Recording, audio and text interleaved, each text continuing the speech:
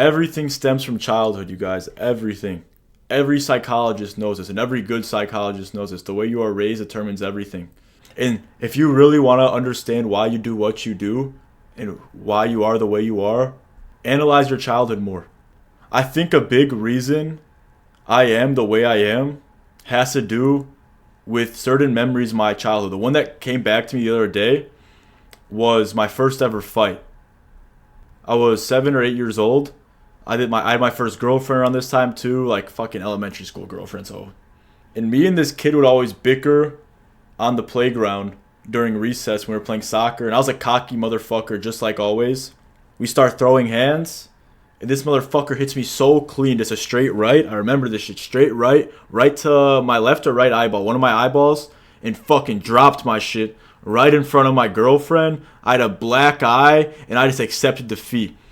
And that was the moment in life where, like, I realized that I never want to feel like an inferior loser again. Because I was, like, always cocky from a kid and wanted to be the best. And when I got my ass knocked down in front of my girlfriend when I was 7 years old, that was the universe making me double down. Like, it was testing my character. Oh, you want to be this cocky-ass motherfucker? Are you going to double down after the most, like, humbling event ever?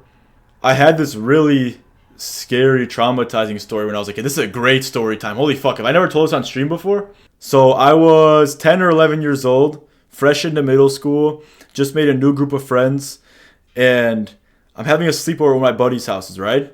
Yeah, we're like being, bad middle school kids. We're swearing. We're doing rap battles in the basement. And he lived in a townhouse, so it was like pretty small. So what we were saying downstairs was able to be heard upstairs. The mom comes down and threatens us like that we're going to get kicked out if we keep swearing, right? But his mom was also really cool, so we thought she was joking. Time goes by, we're still dicking around, we're playing GTA, looking at the strippers, we're all fucking fired up. And an hour or two goes by, we hear banging on the fucking, on the door, right? We were banging on the fucking door upstairs. And one of my buddies wasn't going to sleep over, so we thought it was his little brother, like, fucking with us. Like, it was time for him to get picked up, and his little brother came to the door and was telling my buddy Grant that it was time for him to get picked up, right? We all walk Grant up to the door thinking he's about to leave, and we see someone wearing a fucking mask, dude. All black in a fucking mask, banging on that shit. So we're all like, what the actual fuck is happening? It was deadass like a horror movie scene, bro. It was 3 or 4 of us. It was 4 of us. And the motherfucker that was banging on that fucking door with the mask on. Grant was the heavy hitter of the group. He hit puberty when he was like 9 years old. So he started banging on the door back. And all of us other pussies ran the fuck downstairs and locked ourselves in a bathroom, right? And we dialed 911. And then Grant, for some reason, starts running downstairs.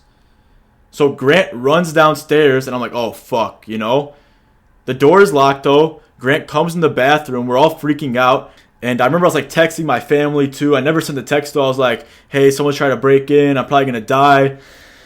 Anyways, we hear the door upstairs open.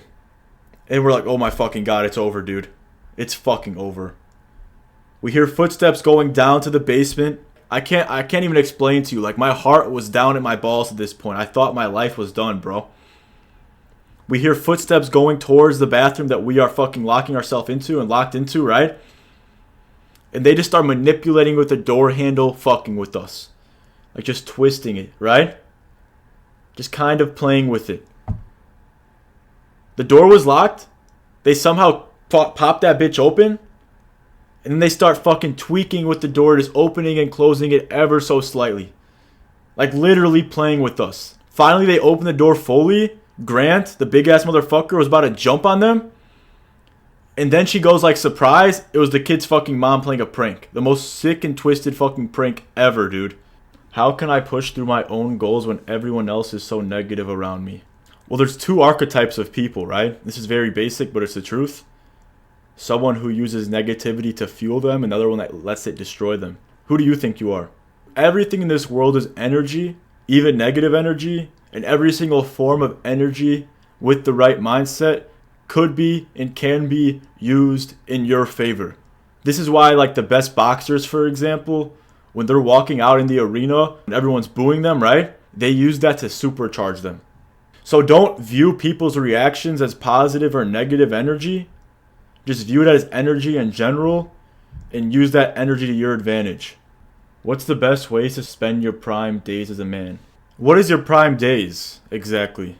Because my definition of success is freedom, you guys. When you're in your prime, G, take advantage of freedom. The freedom that you have to do whatever the fuck you want. A man's prime to me is having maximum testosterone and life force with minimum responsibility and obligation. A man's prime is when he has maximum testosterone and life force with minimum responsibility and obligation. So what you should be optimizing and prioritizing is your freedom. What does that look like? Traveling, starting that business, asking that girl out, chasing that dream.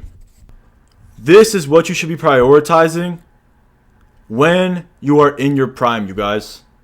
Once you're a fucking, older guy, your testosterone's lower, you have a family and fucking kids to take care of, good luck fucking traveling. Good luck starting that business and taking that risk. Good luck asking a fucking hot bitch out because you're going to be fucking married to some ugly asshole at that point probably. You know what I'm saying? Good luck chasing that dream. Do it now while you still can because you don't want to be that motherfucker that gets himself into a fucking marriage and looks back and said, damn, I didn't leave it all on the floor. People say the people around you represent yourself. Is it bad that I feel like my friends are holding me back and distracting me and also don't have the same mindset as me? I mean, of course that's bad. You know the answer to that. But also, like we always talk about, social interaction, brotherhood is a necessity as a man. A great skill a man must have is being able to be completely content and entertained completely by himself. And I always talk about how social interaction is everything and monk mode and isolation is cope. But until you can feel truly fulfilled in an isolated environment, I wouldn't even focus on making friends in the first place. Because the worst feeling ever is having a great friend group, and then when you're by yourself, you still feel like shit. Do you think it's going to be easier to cook up hoes in our 30s compared to 20s? A lot of people have different opinions on this. Looks maxers, for example, will say that your youth is everything as a man. Red pillars will say as a man, you age like fine wine, right? And you don't hit your peak till 35. I think there's truth to both of these things. Like, I even look at 17-year-old Ashton sometimes. I'm just like, damn, that motherfucker was a little bit more handsome, bro. It's a little bit more pretty looking. But what women ultimately attract to is security. But typically, in today's day and age, men don't have a fucking good nest built, a good foundation created, and don't understand themselves truly and fully until they're in their 30s.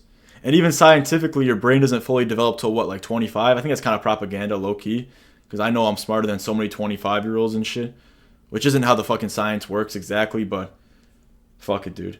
Favorite artist? Wow. Elvis Presley, Future Hendrix, Lil B, Kanye West, Kid Cudi. Yeah, those are my 5.